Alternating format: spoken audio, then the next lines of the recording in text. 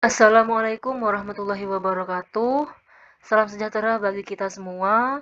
Semoga kita semua selalu sehat dan selalu berada dalam lindungannya.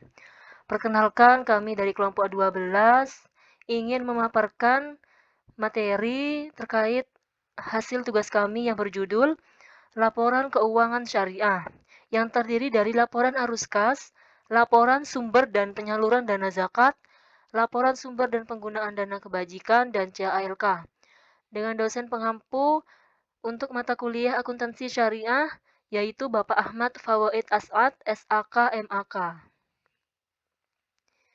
Berikut anggota dari kelompok kami, yaitu terdiri dari Mufarrihah dengan NIM akhir 104, Dian Musfitaningsih dengan NIM akhir 090, Syahlarani Kamilarul Lifa dengan NIM akhir 127. Berikut pokok pembahasan dari kelompok kami, yaitu yang pertama, laporan arus kas, yang kedua, laporan sumber dan penyaluran dana zakat, yang ketiga, laporan sumber dan penggunaan dana kebajikan, yang terakhir, catatan atas laporan keuangan. Baik, kita masuk ke dalam materi yang pertama, yaitu laporan arus kas. Laporan arus kas sendiri merupakan laporan yang menunjukkan penerimaan dan pengeluaran kas bank selama periode tertentu yang dikelompokkan dalam aktivitas operasi, investasi, dan pendanaan. Aktivitas utama laporan arus kas terdiri dari 3 bagian, yaitu yang pertama, aktivitas investasi adalah perolehan dan pelepasan aset jangka panjang serta investasi lain yang tidak termasuk setara kas. Yang kedua, aktivitas operasi adalah aktivitas penghasil utama pendapatan bank dan aktivitas lain yang bukan merupakan aktivitas investasi dan pendanaan. Yang ketiga, aktivitas pendanaan adalah aktivitas yang mengakibatkan perubahan dalam jumlah serta komposisi modal dan pinjaman bank. Arus kas dari aktivitas investasi mencerminkan pengeluaran kas yang telah terjadi untuk sumber daya yang dimaksudkan untuk menghasilkan pendapatan dan arus kas masa depan. Berikut contoh arus kas dari aktivitas investasi adalah yang pertama, pembayaran kas untuk membeli aset tetap, aset tak berwujud, dan aset tidak lancar lain. Yang kedua, penerimaan kas dari penjualan aset tetap, aset tak berwujud, dan aset tidak lancar lain. Berikut contoh arus kas dari aktivitas operasi, yaitu yang pertama, penerimaan angsuran atau pelunasan pembiayaan dari nasabah. Yang kedua, pencairan dari pembiayaan kepada nasabah. Yang ketiga, penerimaan kas dari penabung atau depositan. Yang keempat, pembayaran kas kepada penabung atau depositan. Yang terakhir, pembayaran kas kepada dan penerimaan kas dari pemasok. Berikut contoh arus kas dari aktivitas pendanaan, yaitu yang pertama, penerimaan kas dari penerbitan saham, pembayaran kas kepada pemilik untuk menarik atau menebus saham. Yang ketiga, penerimaan kas dari penerbitan, pinjaman, dan utang lain. Yang terakhir, pembayaran kas untuk melunasi, pinjaman, dan utang lain. Berdasarkan PSAK 101, laporan perubahan dan investasi terkait adalah investasi yang berasal dari pemilik dana investasi terkait dan sejenisnya yang dikelola oleh bank syariah sebagai agen investasi. Dana yang diserahkan oleh pemilik investasi terkait dan sejenisnya adalah dana yang diterima bank syariah sebagai agen investasi. Dana yang ditarik oleh pemilik dana investasi terikat adalah dana yang diambil atau dipindahkan sesuai dengan permintaan pemilik dana. Keuntungan atau kerugian investasi terkait selain kenaikan yang berasal dari penyetoran atau penurunan yang berasal dari penarikan. Berikut ini ilustrasi dari laporan perubahan dan investasi terkait, yaitu pertama, saldo awal, jumlah unit investasi awal periode, nilai per unit investasi, penerimaan dana, penarikan dana, keuntungan atau kerugian investasi, biaya administrasi, imbalan bank sebagai agen investasi, saldo investasi pada akhir periode, jumlah unit investasi pada akhir periode, nilai unit investasi pada akhir periode. Untuk selanjutnya, Bagi bank syariah, laporan rekonsiliasi pendapatan dan bagi hasil diperlukan untuk menyajikan penyesuaian atas pendapatan usaha utama, yaitu pendapatan yang tersedia untuk bagi hasil dan distribusi bagi hasil. Penyesuaian dilakukan atas dua hal. Yang pertama, penyesuaian pendapatan usaha utama yang kas atau setara kasnya belum diterima. Yang kedua, pendapatan usaha utama periode sebelumnya yang kas atau setara kasnya diterima di periode berjalan. Berikut ini ilustrasi laporan rekonsiliasi pendapatan dan bagi hasil, yaitu terdapat pendapatan usaha utama atau akrual. Untuk pengurangnya, terdapat pendapatan periode berjalan yang kas atau setara kasnya belum diterima, yaitu terdiri dari pendapatan margin murabahah, pendapatan istisna, dan hak bagi hasil. Untuk hak bagi hasil terdiri dari pembiayaan mudarobah, pembiayaan musyarakah, pendapatan sewa, dan dijumlahkan atas pendapatan rekonsiliasi dan bagi hasil.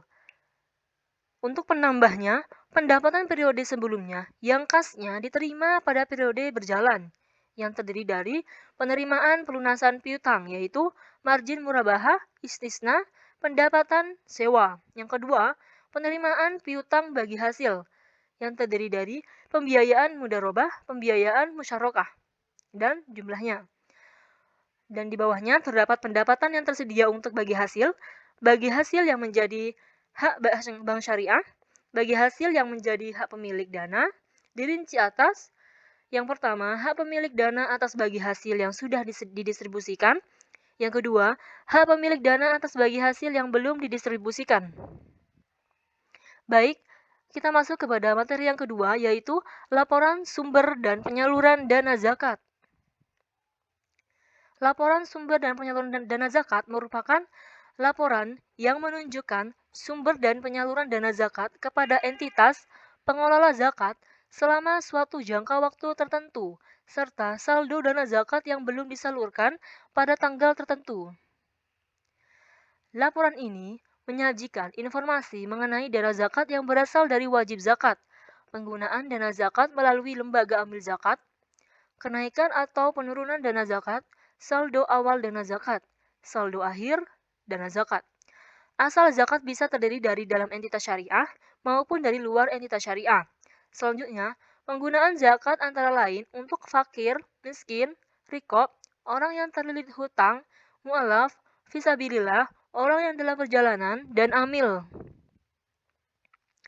Nah, berikut ini ilustrasi laporan sumber dan penyaluran dana zakat yang telah tadi saya singgung, yaitu terdapat sumber dana zakat yang terdiri dari zakat dari dalam bank syariah, zakat dari pihak luar bank syariah. Lalu jumlahnya. Untuk penyaluran dana zakat terdiri dari fakir, miskin, amil mu'alaf, orang yang terlilit hutang atau gorim, rikob, fisabilillah, orang yang dalam perjalanan atau ibnu sabil. Lalu jumlah dari penyaluran dana zakat tersebut. Lalu di bawahnya terdapat kenaikan atau penurunan dana zakat, saldo awal dana zakat, dan yang terakhir, saldo akhir dana zakat. Baik, kita masuk pada materi yang ketiga, yaitu laporan sumber dan penggunaan dana kebajikan. Laporan sumber dan penggunaan dana kebajikan merupakan laporan yang menunjukkan sumber dan penggunaan dana kebajikan selama suatu jangka waktu tertentu, serta saldo dana kebajikan yang menunjukkan dana kebajikan yang belum disalurkan pada tanggal tertentu. Di laporan ini terdapat penerimaan non-halal. Yang dimaksud dari penerimaan non-halal sendiri yaitu adalah semua penerimaan dari kegiatan yang tidak sesuai dengan prinsip syariah. Antara lain, penerimaan jasa giro atau bunga yang berasal dari bank umum konvensional. Laporan ini menyajikan informasi mengenai yang pertama, sumber dana kebajikan, yang kedua, penggunaan dana kebajikan, yang ketiga, kenaikan atau penurunan sumber dana kebajikan, dan yang terakhir, saldo awal dan akhir dana penggunaan dana kebajikan. Untuk sumber dana kebajikan sendiri itu bisa berasal dari infak, sedekah. Yang dimaksud dari infak dan sedekah itu adalah dana yang diterima dari eksternal bank atau dari rekening nasabah atas perintah nasabah tersebut. Lalu selanjutnya terdapat hasil pengelolaan wakaf, pengembalian dana kebajikan produktif atau pinjaman. Lalu terdapat denda. Di sini denda dimaksudkan yaitu adalah penerimaan dari nasabah atas kelalaian atau kesengajaan yang mengakibatkan tidak terpenuhinya kewajiban nasabah sesuai dengan akad seperti akad murabahah atau istisna. Dan yang terakhir, penerimaan non-halal. Penerimaan non-halal sendiri itu dimaksudkan yaitu penerimaan lainnya yang tidak dapat dihindari dalam kegiatan operasional bank. Seperti saya singgung sebelumnya, penerimaan non-halal pada umumnya terjadi dalam kondisi darurat atau kondisi yang tidak diinginkan oleh bank karena secara prinsip itu dilarang. Nah, penerimaan non-halal bukan bagian dari pendapatan bank. Sehingga apa? Tidak disajikan di laporan laba rugi, tetapi sebagai bagian dari sumber dana kebajikan. Nah, untuk selanjutnya, penggunaan dana kebajikan sendiri ini dapat disalurkan untuk pinjaman sosial atau dana kebajikan produktif, sumbangan, dan penggunaan lainnya untuk kepentingan umum. Di sini terdapat perlakuan akuntansinya atas dana kebajikan. Itu penerimaan dana kebajikan diakui sebagai kewajiban dan diakui sebagai pengurang kewajiban ketika disalurkan. Dana kebajikan maksud saya disajikan sebagai kewajiban paling liquid. Di mana ilustrasi jurnalnya sebagai berikut. Yang pertama, pada saat penerimaan dana kebajikan, kas berada di posisi debit, sedangkan rekening dana kebajikan berada di posisi kredit. Dan pada saat penyaluran dana kebajikan, rekening dana kebajikan berada di posisi kredit, sedangkan kasnya berada di posisi kredit. Oh salah, maksud saya, rekening dana kebajikan berada di posisi debit, sedangkan kasnya berada di posisi kredit. Dan pada saat pengembalian dana kebajikan, kas berada di debit, sedangkan rekening dana kebajikan berada di kredit. Berikut ini ilustrasi laporan sumber dan penggunaan dana kebajikan. Yaitu terdapat sumber dana kebajikan, yaitu terdiri dari infak zakat dari dalam bank syariah, sedekah, hasil pengelolaan wakaf, pengembalian dana kebajikan produktif, denda, pendapatan non-halal, lalu jumlah dari sumber dana kebajikan. Dan di bawahnya terdapat penggunaan dana kebajikan, itu terdiri dari dana kebajikan produktif, sumbangan, penggunaan lainnya untuk kepentingan umum, lalu jumlah dari penggunaan dana kebajikan tersebut. Di bawahnya lagi terdapat kenaikan atau penurunan dana kebajikan, saldo awal dana kebajikan, dan yang terakhir, saldo akhir dana kebajikan. Baik, kita masuk pada materi yang keempat, yaitu tentang catatan atas laporan keuangan. Catatan atas laporan keuangan atau CALK adalah catatan atau informasi tambahan yang ditambahkan ke bagian akhir laporan keuangan. Hal ini bertujuan agar tersedia tambahan informasi kepada pembaca. Informasi yang disajikan dalam catatan atas laporan keuangan antara lain tentang struktur penyusunan laporan keuangan dan kebijakan akuntansi yang dipilih dan diterapkan terhadap peristiwa dan transaksi yang penting. Selain itu, catatan atas laporan keuangan juga menyajikan informasi tambahan yang tidak disajikan dalam laporan keuangan seperti diperlukan dalam rangka penyajian yang wajar, seperti kewajiban kontingensi dan komitmen. Secara umum, urutan penyajian catatan atas laporan keuangan adalah sebagai berikut. Yang pertama, pengungkapan mengenai dasar pengukuran dan kebijakan akuntansi yang diterapkan. Yang kedua, informasi yang mendukung pos-pos laporan keuangan sesuai urutan sebagaimana pos-pos tersebut tersaji dalam laporan keuangan dan urutan penyajian komponen laporan keuangan.